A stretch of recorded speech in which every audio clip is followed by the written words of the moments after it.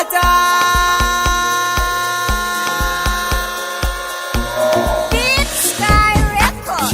Amineti ne ayyo Allah, so me san ka sannu wata rana maki ne, kaki mai kin ka sannu wata rana masoyi ne, gabatin ya zo daga annabi lalle ko waki ne,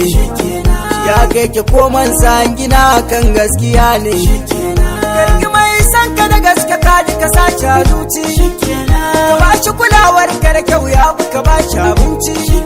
ni ban ga aibu ba ban ga illa ba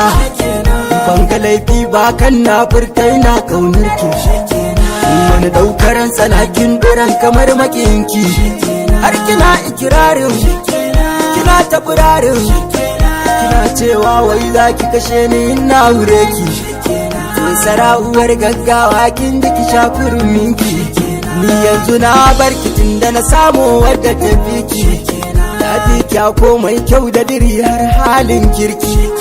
na samu gwanata ta ban ƙaunarta, kullum burinta kaina ta faranta, sani babu sa'arta babu zubinta, babu kalarta ba tsararta babu irinta, babu kwatankwacinta duka kafa cikin yamma ta na duba.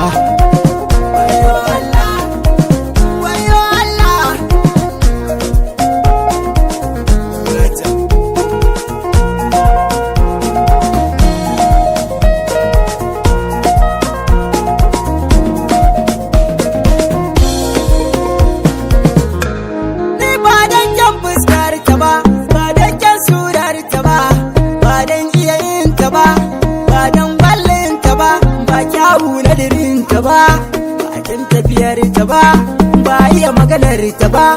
dan ita yar wana ba dan suturar ta ba, zuciya ta mun ta da santa ba,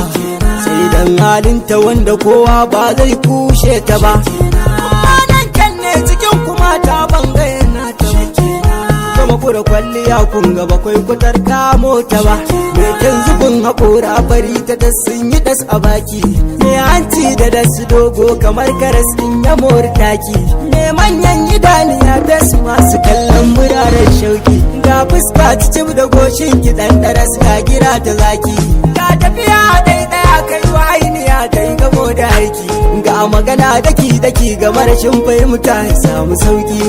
na gode rabba na kai mun sauyi mai shiri a daidai, ni'imar da kai garan bai ba tari na rike su daidai, tare ni san maliki annabu bango madogara dai, sirri na sansane ya saka na fahimtar da rayuwana, wanda ya so ni zan so shi so na gaske mu mutunta juna, wanda ya ki ni zan ki shi zan cire shi daga ra'ayina, yau na samu mata.